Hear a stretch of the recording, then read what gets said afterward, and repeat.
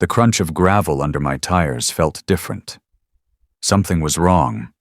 The road leading to my farm had always been the same. Quiet, familiar, safe. But as I rounded the last bend, my stomach twisted. The golden wheat fields, the ones my family had cared for over generations, were gone. In their place stood a massive, 3-story hotel. Glass windows reflected the evening sun like 1,000 staring eyes. Perfectly trimmed bushes lined the entrance. A freshly paved parking lot stretched over land where my grandfather once planted crops. I gripped the steering wheel so hard my knuckles turned white. My farm wasn't just changed, it was erased. It took me a few seconds to even process what I was looking at. The place I grew up in, the land I spent my childhood running through, was now covered in concrete. How? I had only been gone for a month. 1 month. And in that short time, someone had built this. I pulled over to the side of the road, my heartbeat hammering in my ears. My front gate was still there, but instead of my family's wooden sign, there was a large white construction notice. Willowbrook Community Development, approved by HOA board. And right below that, a name I knew all too well. Karen Reynolds, project director. Of course, Karen, the HOA president who had always treated my farm like an eyesore. The woman who sent endless complaints about property standards and neighborhood aesthetics. The same person who once suggested that my family sell the land so the community could grow. My hands were shaking as I stepped out of my car. The ground beneath my boots was no longer soft dirt. It was cold pavement. I walked closer, trying to make sense of the nightmare in front of me. Workers in hard hats moved around the site like ants, carrying equipment, adjusting fixtures. A man in a reflective vest noticed me and hesitated before walking over. "Can I help you?" he asked, tucking a clipboard under his arm. I swallowed the lump in my throat. "Yeah," I said, keeping my voice steady. "This is my land." His eyes flickered with something. Guilt? Uncertainty? He shifted on his feet. "Oh, you're the owner?" Before I could answer, my phone buzzed in my pocket. I pulled it out. A message from my wife, Sarah. "Richard, call me ASAP." "It's bad," I exhaled sharply, trying to ignore the sinking feeling in my chest. I'd call her, but not yet. First, I needed to see something. Near the construction entrance, there was a small table stacked with papers. I walked over, flipping through them: permits, zoning approvals, community project proposals. Then, my eyes landed on something, a single line of fine print at the bottom of a document. The wording felt off, like someone had twisted the law just enough to get what they wanted. I looked back at the towering hotel. My home was gone, but this wasn't just about losing land. This was about who had taken it, and how. I drove back home, my mind racing. None of this made sense. Who approved this? How did they build a whole hotel in just a month? And more importantly, how did they get permission to build it on my land? My family had owned this farm for generations. It wasn't for sale. It was never for sale. So how did they take it? Stepping into the house felt surreal. Everything inside was exactly the way I left it, but outside, my land was unrecognizable. I needed answers. Fast. There was only one place to start: the old file cabinet in the barn. My grandfather never trusted paperwork to anyone but himself. He kept every land document, tax record, and zoning approval locked away. If there was proof that this land was still legally ours, it would be in there. The barn smelled of dust and old wood. Sunlight slipping through the cracks in the walls. I pulled open the heavy metal cabinet and flipped through thick folders, my fingers searching for anything that could tell me what had happened.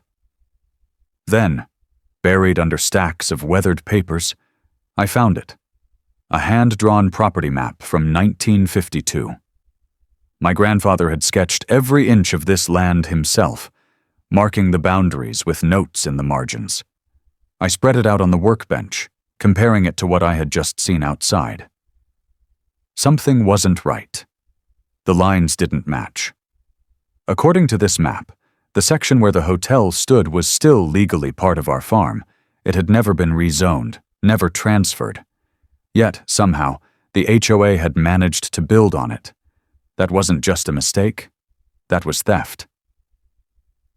I dug deeper, pulling out old letters from the HOA. They had been pestering us for years. Complaints about the height of our grass, the fencing around the property, the unattractive look of a working farm in a modern community. At the time, I thought it was just Karen being Karen now. I wasn't so sure. One zoning document caught my eye. A recent one labeled Community Development Proposal. The language was slippery, full of vague phrases about neighborhood improvement and unused land. But what stood out most was a small clause buried at the bottom. Something about land automatically qualifying for reassignment if it was deemed underutilized. I clenched my jaw.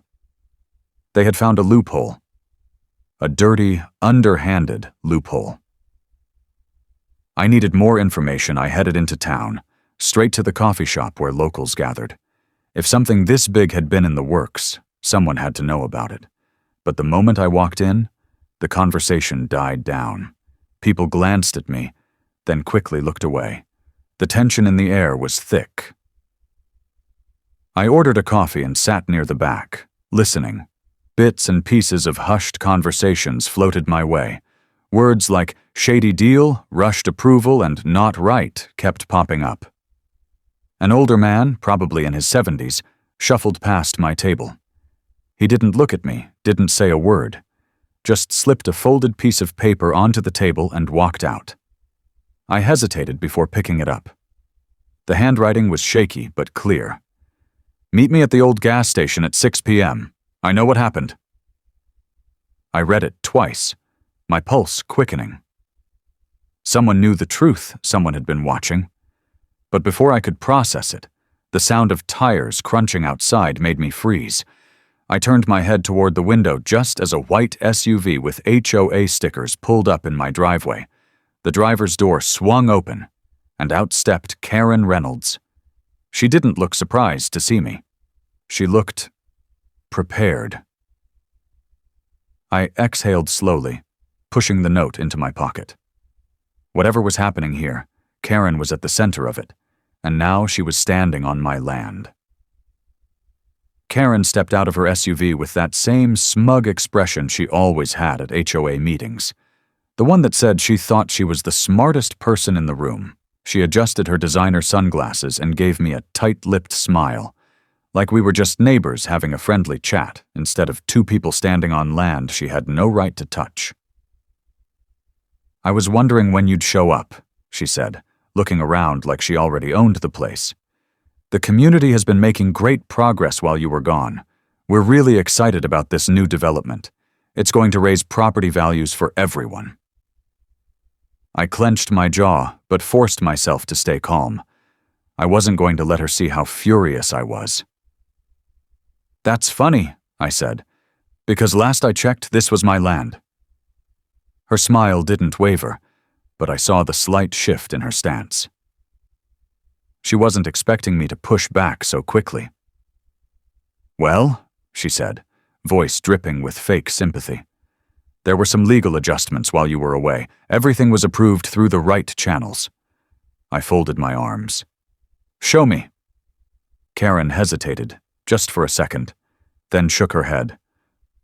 "Oh, I don't have the documents on me right now, but I assure you, everything was handled properly." "Liar." She gave me another practiced smile, then turned to leave. "I'd hate for this to get messy," she added over her shoulder. "I'm sure we can work something out if you're reasonable about this." I didn't say anything. I just watched as she climbed back into her car and drove off, leaving a trail of dust in her wake. I could feel my hands shaking, not from fear, but from pure rage. She thought she could just take what wasn't hers and get away with it. I checked my watch. It was almost 6 p.m. Time to meet the man who claimed to have answers. The gas station was nearly empty when I pulled in. The older man from the coffee shop was already there, leaning against an old pickup truck. Up close, I could see the deep lines on his face, the kind that came from years of carrying burdens. "You came," he said, nodding in approval. "I need to know what happened," I said. "How did they do this?" He sighed, pulling a worn envelope from his jacket. "Because they've been doing it for years," he said. "Karen's been using the HOA to push people out. She finds a reason to fine them, makes life hard, then waits until they either sell or slip up, and when they do, she has some loophole ready to take their land." I opened the envelope. Inside were HOA meeting minutes from years ago, documents showing that Karen and a handful of board members had been working behind the scenes to claim land from people who weren't improving their properties. And there, buried in the notes, was my farm. "She started targeting you the moment you refused to sell," the man continued. "She had this hotel plan in the works for a long time. They just needed a way to push you out." I tightened my grip on the papers. "I'm not going anywhere," I said. He gave me a small, knowing smile. "Then you'd better fight smart." That's exactly what I planned to do. The moment I got home, I called Marcus, my lawyer. He had been handling my family's legal matters for years, and if anyone could find a way to stop this, it was him. Marcus listened carefully as I explained everything. Then, after a long pause, he said, "They messed up. How?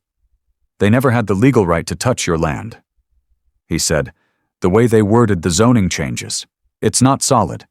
And even if it was, your farm falls under an environmental protection clause because of that water stream running through the back acres.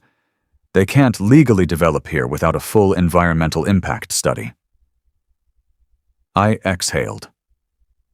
Finally, something I could use. "Send me copies of everything," Marcus said. "We're going to shut this down." The next morning we filed an injunction to halt construction.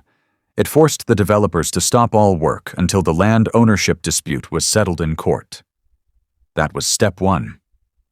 Step 2 was getting the community involved. I started knocking on doors, talking to neighbors who had been dealing with HOA harassment for years. Some were hesitant, afraid of Karen's influence, but a few agreed to help, including a man who had once served on the HOA board before Karen forced him out. Word started spreading. The HOA wasn't as untouchable as they thought. And just as I expected, Karen didn't take it well. She showed up at my farm again, this time slamming her car door shut before storming up to me. Her perfect composure was gone. "You don't know who you're messing with," she spat. "You really want to go to war over this?" I just smiled. Not the kind of smile that said I was backing down, the kind that said I already had her cornered. "Oh," I said, tilting my head. "I think I do." The courtroom was packed. Word had spread through town, and now people filled the benches, whispering among themselves. Some were here out of curiosity, others because they had their own grudges against the HOA. The judge, a middle-aged woman with sharp eyes and a no-nonsense expression, took her seat and glanced at the case file. She looked tired, like she had seen one too many of these HOA disputes. Karen, on the other hand, sat with perfect posture, her usual smug confidence on full display. She wore a crisp blazer, her hair styled just right, as if she thought appearances alone would win her this case.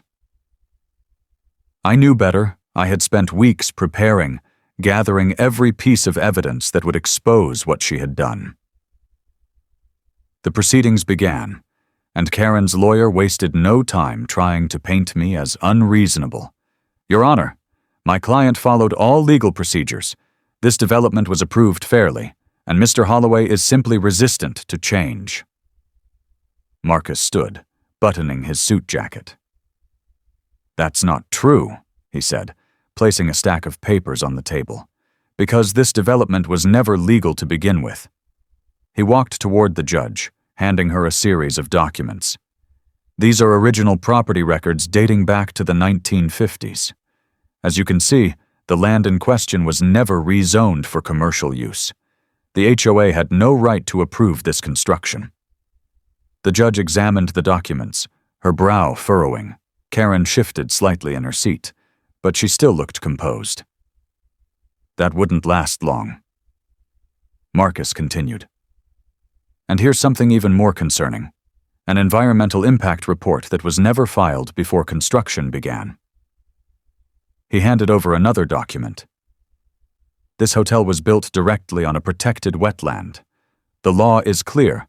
Construction on this land is illegal. The room went silent. Even Karen's lawyer looked uncomfortable now. Karen forced a smile and leaned toward her lawyer, whispering something. Then she stood up. Your Honor, these claims are being exaggerated. Marcus cut her off. We also have emails. Karen froze. Marcus walked back to the table and picked up another folder. These are internal HOA emails, he said, flipping through the pages.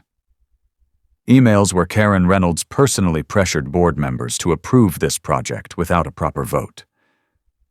She knew it was risky, so she pushed it through quietly, assuming no one would fight back. Karen's lawyer stood. Objection. Where did these emails come from? Marcus didn't even look up, a former HOA board member who decided they were tired of covering for Karen. He turned to the judge. And he's here today to testify. A murmur spread through the crowd as a man in a suit stepped forward, one of the current HOA board members, the same man Karen had bullied into silence. The judge nodded. Proceed. The man took a deep breath. Karen told us this project had already been approved by the county, he admitted. She made it seem like a formality. I didn't realize until later that she had lied to us. I didn't want to speak up because I was afraid of what she'd do. Karen shot him a glare that could burn through steel.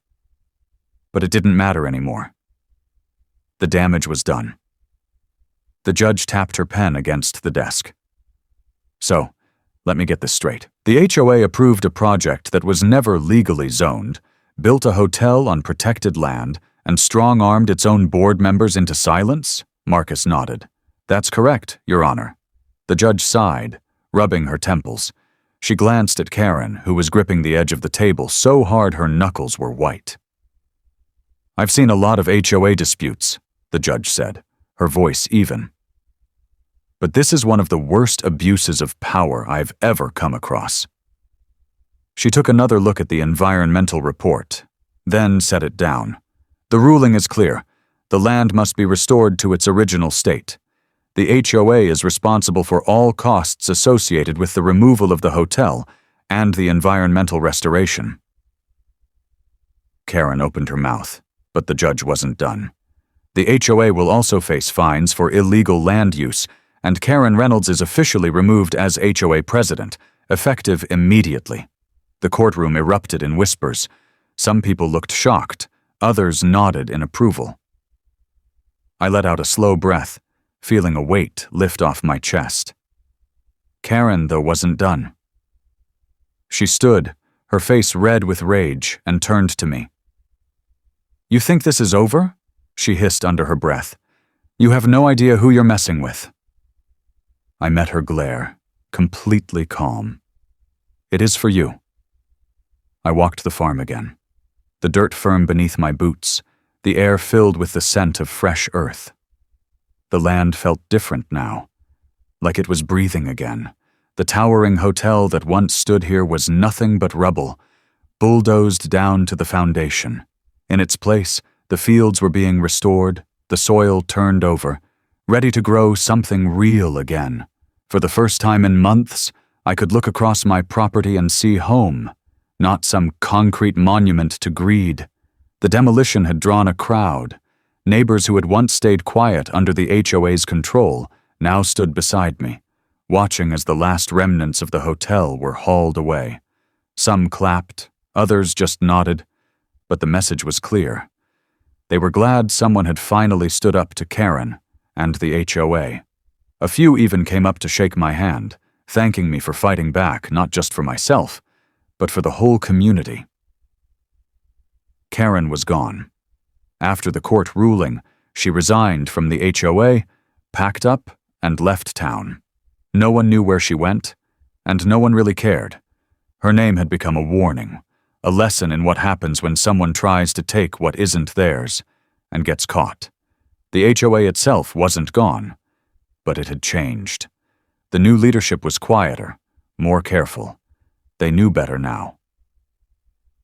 I stood at the edge of the property, staring out over the open land, the same land my grandfather had worked to protect. It had taken months of fighting, but justice had won. This wasn't just about my farm. It was about proving that no one, not an HOA, not a developer, not anyone could take what didn't belong to them just because they thought they could get away with it. I turned to Sarah, who had been watching me silently, and she smiled. "Feels different now, doesn't it?" I nodded. "Yeah, it does." As the sun dipped below the horizon, I thought about everything it had taken to get here, the late nights going through documents, the frustration, the courtroom battle. And in the end, it all came down to one simple truth. If you stand your ground, do your research, and refuse to back down, even the biggest bullies can be beaten.